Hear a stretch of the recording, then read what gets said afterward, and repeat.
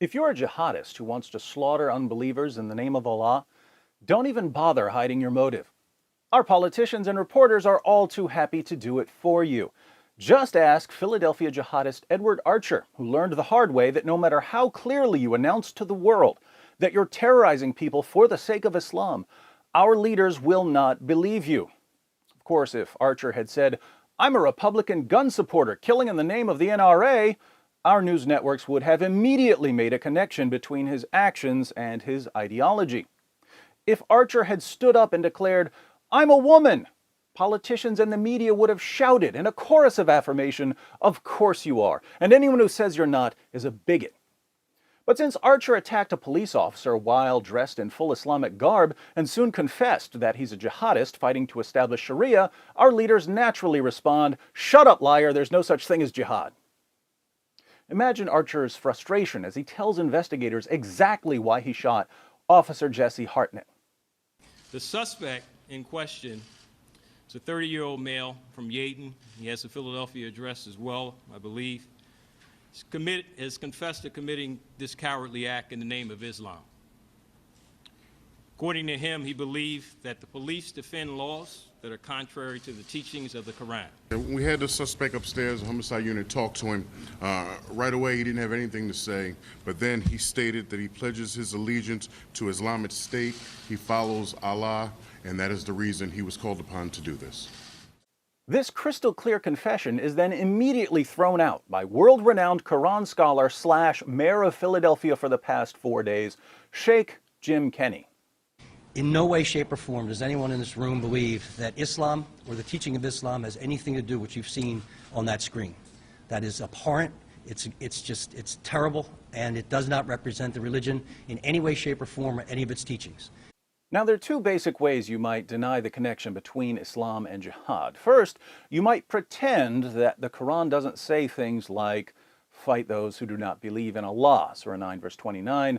"O Prophet, strive hard against the unbelievers and the hypocrites and be unyielding to them," Surah 9, verse 73. "Surely Allah has bought of the believers their persons and their property for this, that they shall have the garden. They fight in Allah's way, so they slay and are slain," Surah 9, verse 111. "O you who believe, fight those of the unbelievers who are near to you and let them find in you hardness," Surah 9, verse 123. "Muhammad is the messenger of Allah, and those who are with him are severe against disbelievers and merciful among themselves," Surah 48, verse 29, and so on. Unfortunately, the claim that the Quran doesn't say these things can be refuted using the skills a 5-year-old learns on Sesame Street. If you can read, you can know what Islam teaches. The second way you might deny the connection between Islam and jihad is by pretending that there's no relationship between what a religion commands and what the adherents of that religion do. Now, there's not a necessary connection between what a religion commands and what an adherent of that religion does. You can believe in a religion without doing what it says, and you can do what a religion says without believing in the religion. But does this mean that there's no connection at all? When a Muslim prays 5 times per day, does this have something to do with Islam? Other people can pray 5 times a day. I might pray 5 times tomorrow, and it will have nothing to do with Islam. But when a Muslim prays 5 times a day, does it have something to do with Islam? Of course it does, because Muhammad commanded his followers to pray 5 times a day. When a Muslim fasts during the month of Ramadan, does this have something to do with Islam? Non-Muslims might coincidentally fast during that month, and it will have nothing to do with Islam. But when a Muslim fasts during the month of Ramadan, is there a connection to his religion? Of course there is, because Muhammad commanded his followers to fast during the month of Ramadan. When a Muslim takes the pilgrimage to Mecca, does it have something to do with Islam? Yes, because Muhammad commanded his followers to take the pilgrimage to Mecca.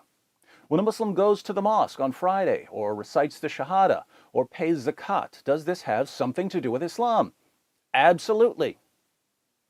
Now, when a Muslim opens the Quran and reads, "Fight those who do not believe in Allah," and he decides to obey this command, and he opens fire on a police officer, does this have something to do with Islam?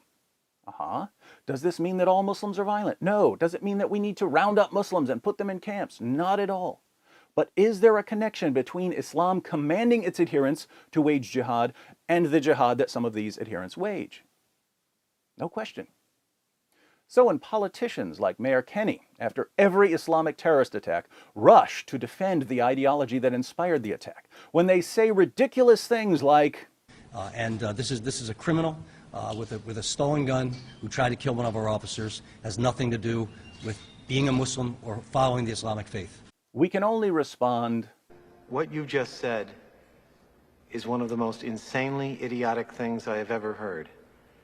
At no point in your rambling, incoherent response were you even close to anything that could be considered a rational thought.